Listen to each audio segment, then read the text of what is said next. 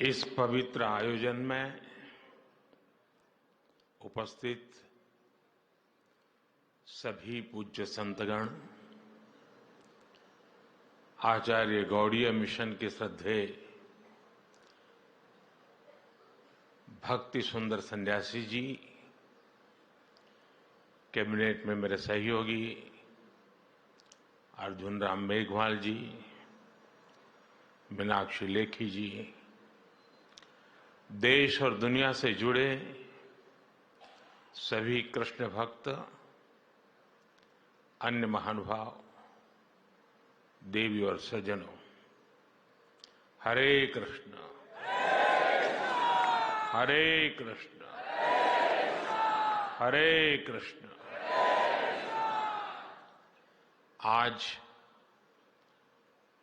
आप सबके यहां पधारने से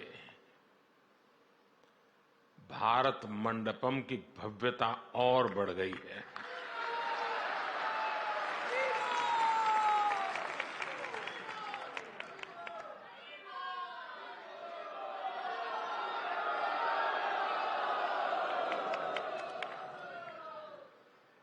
इस भवन का विचार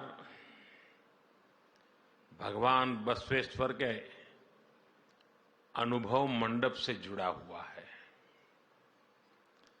अनुभव मंडपम प्राचीन भारत में आध्यात्मिक विमर्शों का केंद्र था। अनुभव मंडपम जन कल्याण की भावनाओं और संकल्पों का ऊर्जा केंद्र था। आज श्रील भक्ति सिद्धांत सरस्वती गोस्वामी प्रभुपाद जी की 150वीं जयंती के अवसर पर भारत मंडपम में वैसी ही ऊर्जा दिखाई दे रही है।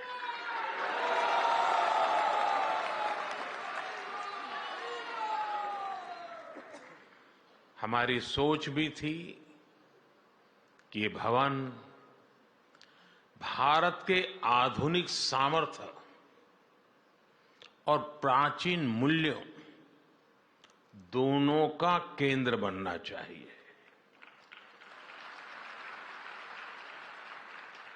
अभी कुछ महीने पहले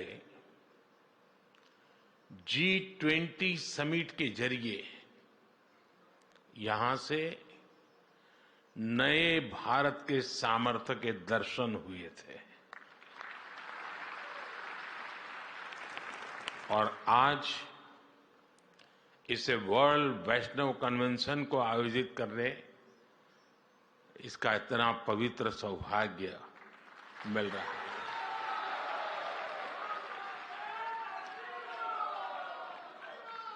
और यही तो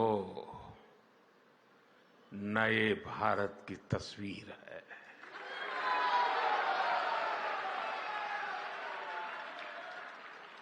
जहां विकास भी और विरासत भी दोनों का संगम है। जहां आधुनिकता का स्वागत भी है और अपनी पहचान पर गर्व भी है।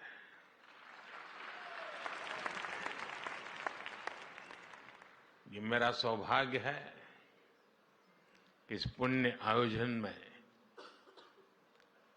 आप सब संतों के बीच यहां उपस्थित हो।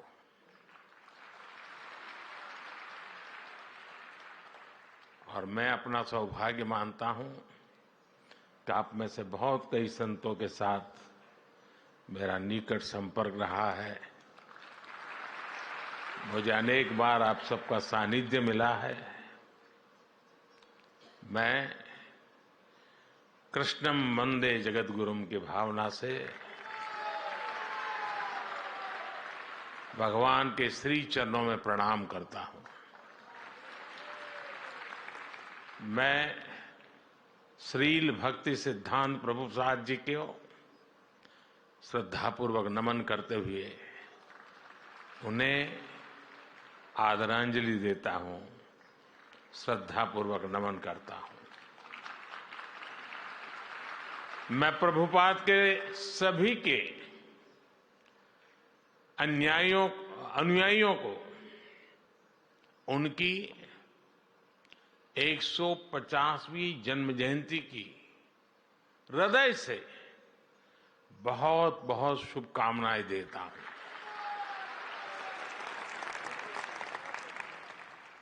आज इस अवसर पर मुझे श्रील प्रभुपाद जी की स्मृति में पोस्टल स्टैंप और स्मारक सिक्का जारी करने का सौभाग्य भी मिला और मैं इसके लिए भी आप सभी को बधाई देता हूं। पूज्य संतगण, प्रभुपाद गोस्वामी जी की 150वीं जयंती हम ऐसे समय मना रहे हैं जब कुछ ही दिन पहले भव्य राम मंदिर का सैकड़ों साल पुराना सपना पूरा हुआ है।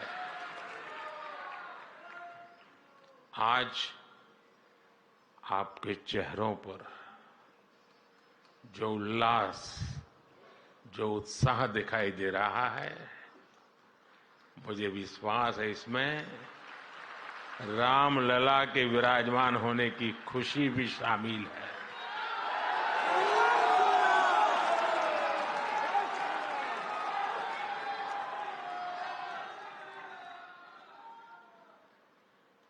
इतना बड़ा महायज्ञ संतों की साधना से, उनके आशीर्वाद से ही पूरा हुआ है। साथियों, आज हम सब अपने जीवन में ईश्वर के प्रेम को, कृष्ण लीलाओं को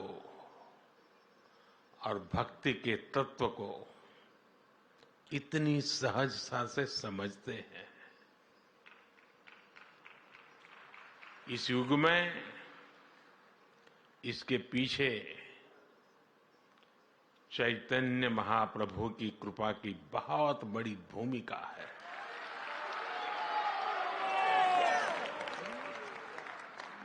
चैतन्य महाप्रभु कृष्ण प्रेम के प्रतिमान थे। उन्होंने आध्यात्म और साधना को जन साधारण के लिए सुलभ बना दिया, सरल बना दिया।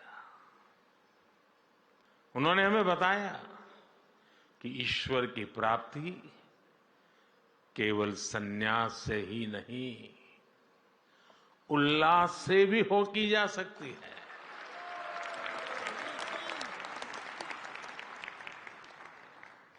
और मैं अपना अनुभव बताता हूं। मैं इस परंपराओं में पला बढ़ा इंसान हूं।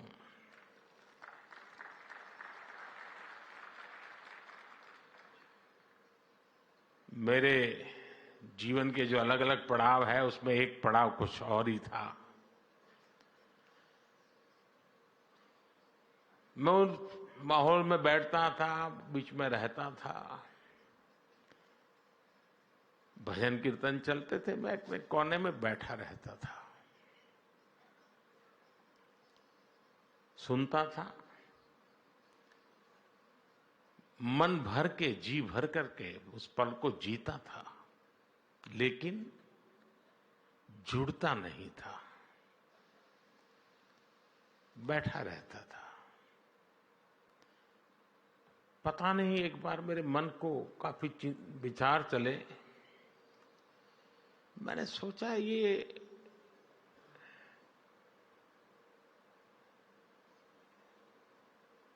दूरी किस चीज की है, वो क्या है जो मुझे रोक रहा है। जीता तो हूं, जुड़ता नहीं हूं। और उसके बाद जब मैं भजन कीर्तन में बैठने लगा तो खुद भी ताली बजाना, जुड़ जाना, और मैं देखता चला गया कि मैं उसमें रम गया था।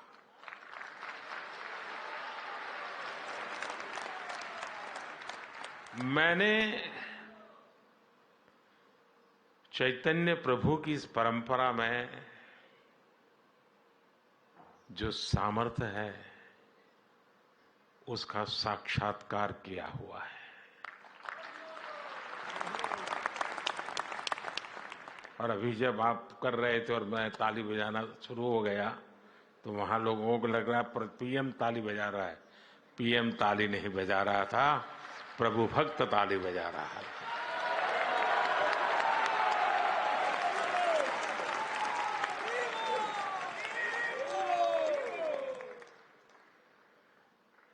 चैतन्य महाप्रभु ने हमें वो दिखाया कि श्री कृष्ण की लीलाओं को, उनके जीवन को उत्सव के रूप में अपने जीवन में उतारकर कैसे सुखी हुआ जा सकता है, कैसे संकीर्तन, भजन, गीत और नृत्य से आध्यात्म के शीर्ष पर पहुंचा जा सकता है। आज कितने ही साधक ये प्रत्यक्ष अनुभव कर रहे हैं और जिसका अनुभव को आनंद होता है, मुझे उसका साक्षात्कार हुआ है।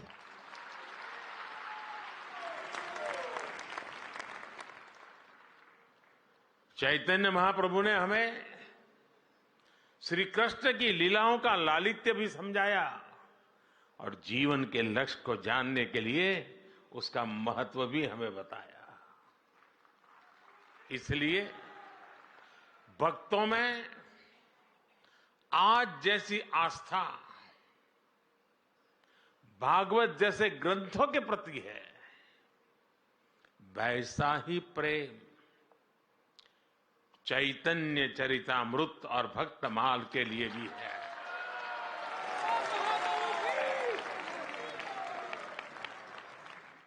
साथियों, चैतन्य महाप्रभु जैसी दैवीय विभूतियां समय के अनुसार किसी न किसी रूप से अपने कार्यों को आगे बढ़ाती रहती है। श्रील भक्ति सिद्धांत प्रभुपाद उन्हीं के संकल्पों की प्रतिमूर्ति थे। साधना से सिद्धि तक कैसे पहुंचा जाता है, अर्थ से परमार्थ तक की यात्रा कैसे होती है, श्री शील भक्ति सिद्धांत जी के जीवन में हमें पग पग पर ये देखने को मिलता है। 10 साल से कम उम्र में प्रभुपाद जी ने पूरी गीता कंठस्थ कर ली। किशोरावस्था में जिन्होंने आधुनिक शिक्षा के साथ साथ संस्कृत, व्याकरण, वेद, वेदांगों में विद्वता हासिल कर ली। उन्होंने ज्योतिष गणित में सूर्य सिद्धांत जैसे ग्रंथों की व्याख्या की। सिद्धांत सरस्वती की उपाधि हासिल की। 24 वर्ष की उम्र में उन्होंने संस्कृत स्कूल भी खोल दिया। अपने जीवन में स्वामी जी ने 100 से अधिक किताबें लिखी, सैकड़ों लेख लिखे, लाखों लोगों को दिशा दिखाई। यानी एक प्रकार से ज्ञान मार्ग और भक्ति मार्ग दोनों का संतुलन जीवन व्यवस्था से जोड़ दिया।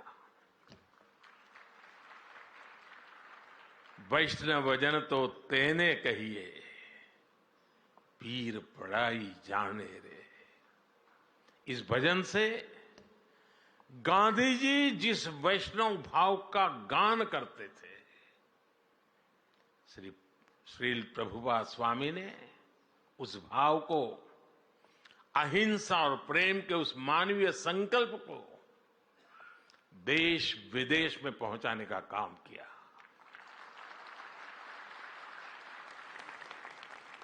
साथियों, मेरा जन्म तो गुजरात में हुआ है। गुजरात की पहचान ही है कि वैष्णव भाव कहीं भी जगे गुजरात उससे जरूर जुड़ जाता है।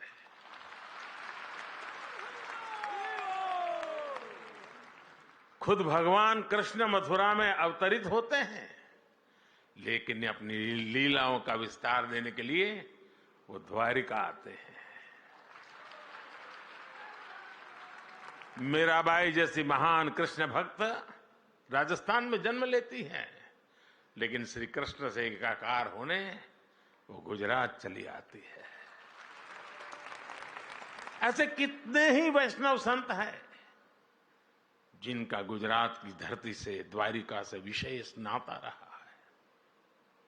गुजरात के संत कवि नरसिंह मेहता, उनकी भी जन्मभूमि है। इसलिए श्री कृष्ण से संबंध, चैतन्य महाप्रभु की परंपरा, ये मेरे लिए जीवन का सहज स्वाभाविक हिस्सा है। साथियों, मैं 2016 में गौड़ीय मठ के शताब्दी समारोह में आप सबके बीच आया था। उस समय मैंने आपके बीच भारत की आध्यात्मिक चेतना पर विस्तार से बात की थी। कोई समाज जब अपनी जड़ों से दूर जाता है तो वो सबसे पहले अपने सामर्थ्य को भूल जाता है। इसका सबसे बड़ा प्रभाव ये होता है कि जो हमारी खूबी होती है, जो हमारी ताकत होती है, हम उसे ही लेकर हीन भावना का शिकार हो जाते हैं।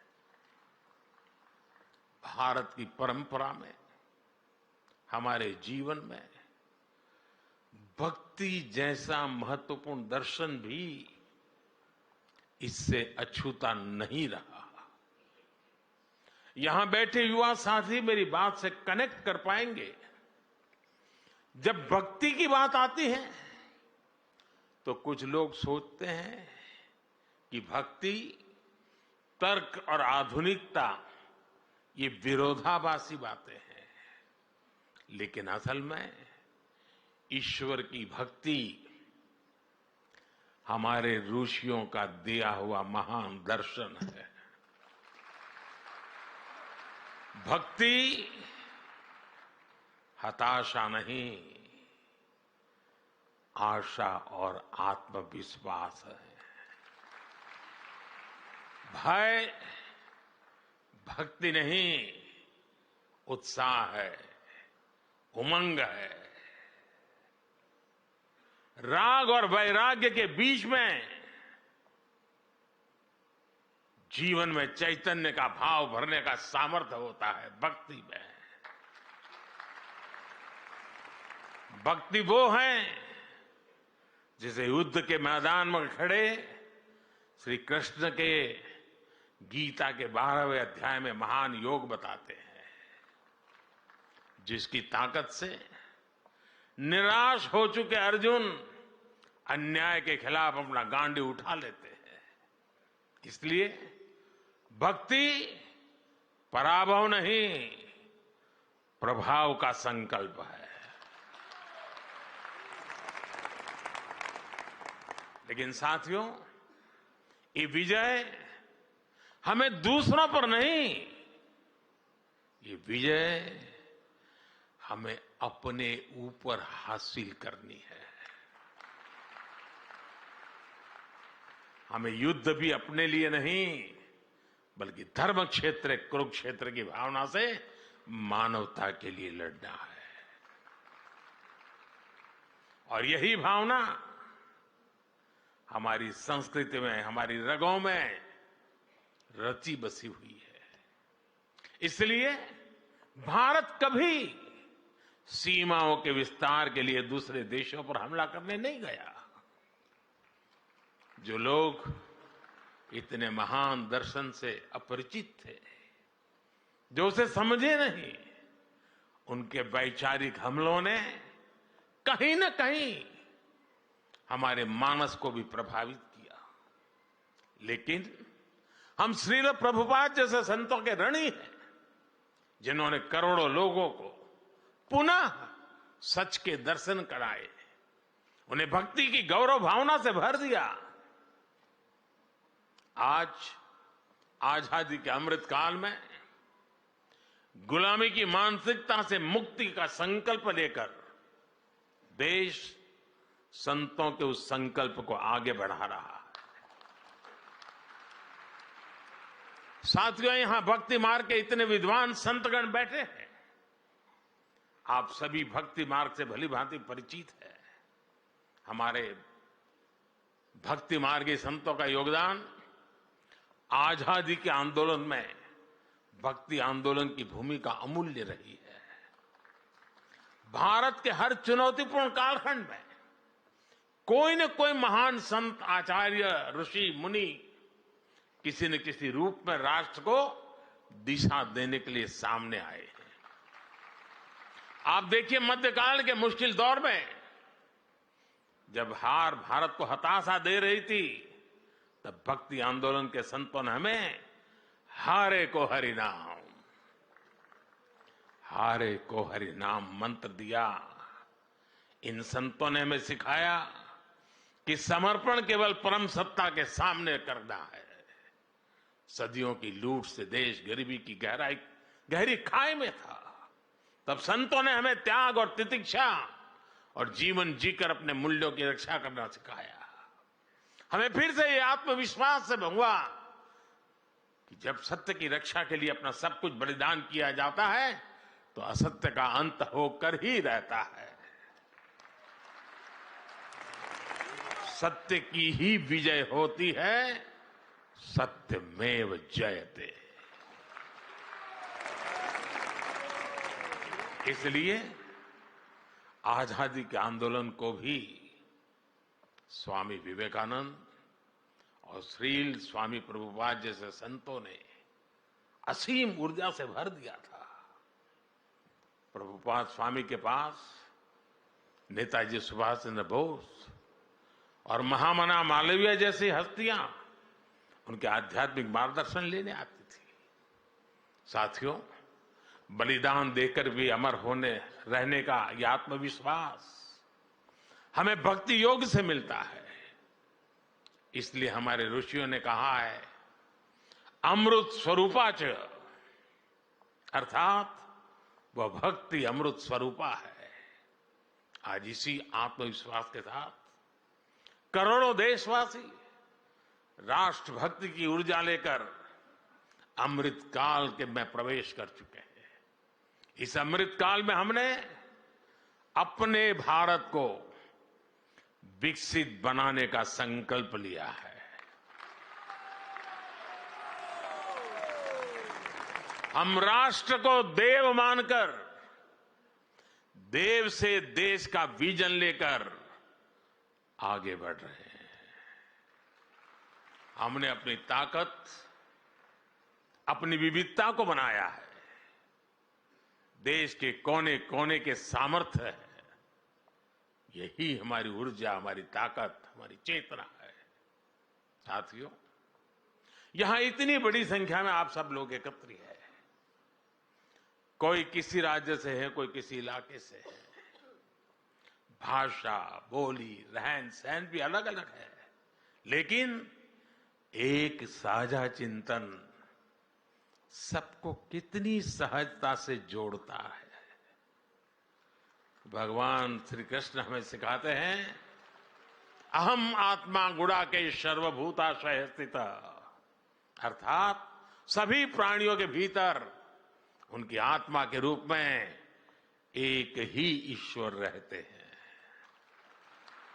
यही विश्वास भारत के अंतर्मन में नर से नारायण और जीव से शिव की अवधारणा के रूप में रचा बसा है। इसलिए अनेकता में एकता का भारत का मंत्र इतना सहज है, इतना व्यापक है कि उसमें विभाजन की गुंजाइश ही नहीं है।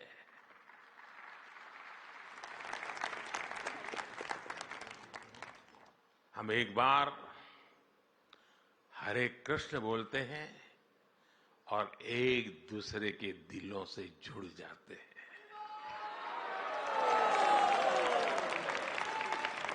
इसलिए दुनिया के लिए राष्ट्र एक राजनैतिक अवधारणा हो सकती है, लेकिन भारत के लिए तो एक भारत श्रेष्ठ भारत ये आध्यात्मिक आस्था है। हमारे सामने खुद श्रील भक्ति सिद्धांत गोस्वामी का जीवन भी एक उदाहरण है। प्रभुपाद जी पुरी में जन्मे, उन्होंने दक्षिण के रामानुजाचार्य जी की परंपरा में दीक्षा ली और चैतन्य महाप्रभु की परंपरा को आगे बढ़ाया और अपनी इस आध्यात्मिक यात्रा का केंद्र बनाया बंगाल में स्थापित अपने मठ को। बंगाल की धरती में बात ही कुछ ऐसी है कि वहां से आध्यात्म और बौद्धिकता निरंतर ऊर्जा पाती है। ये बंगाल की ही धरती है जिसने हमें रामकृष्ण परमहंस जैसे संत दिए, स्वामी विवेकानंद जैसे राष्ट्र ऋषि दिए।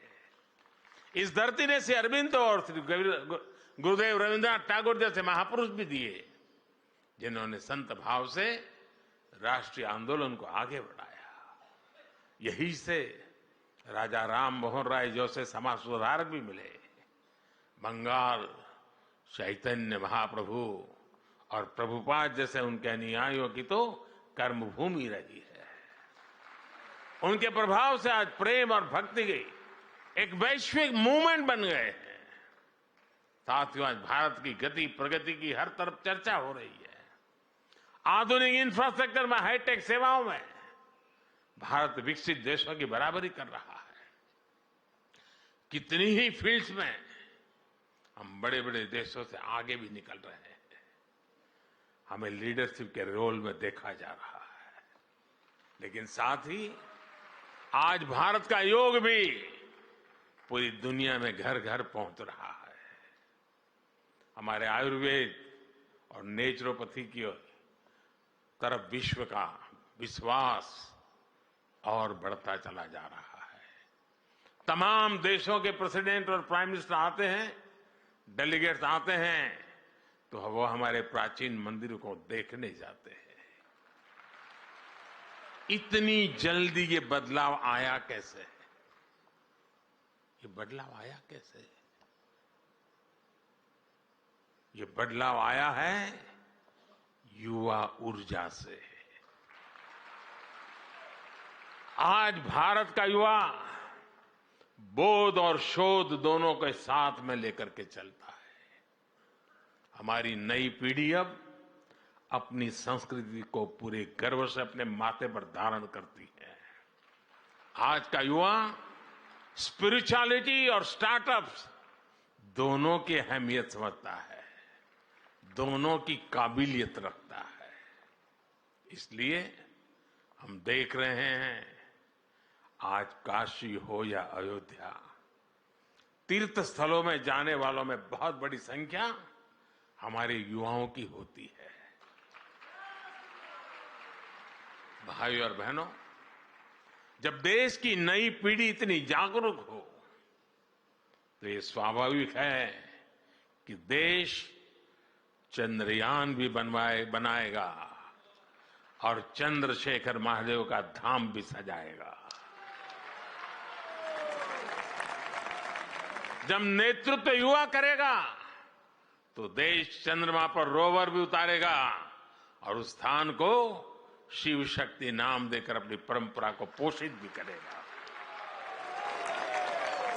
अब देश में वंदे भारत ट्रेन भी दौड़ेगी और वृंदावन, मथुरा, अयोध्या का कायाकल्प भी होगा।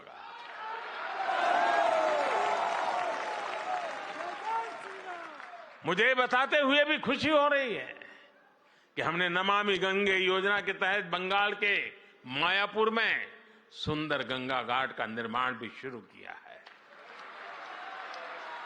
साथियों, विकास और विरासत की ये हमारा कदमताल 25 वर्षों के अमृत काल में ऐसे ही अनवरत चलने वाला है।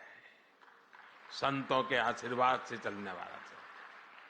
संतों के आशीर्वाद से हम विकसित भारत का निर्माण करेंगे और हमारा आध्यात्म पूरी मानवता के कल्याण का मार्ग प्रशस्त करेगा। इसी कामना के साथ आप सभी को हरे कृष्णा, हरे कृष्णा, हरे कृष्णा। बहुत बहुत धन्यवाद।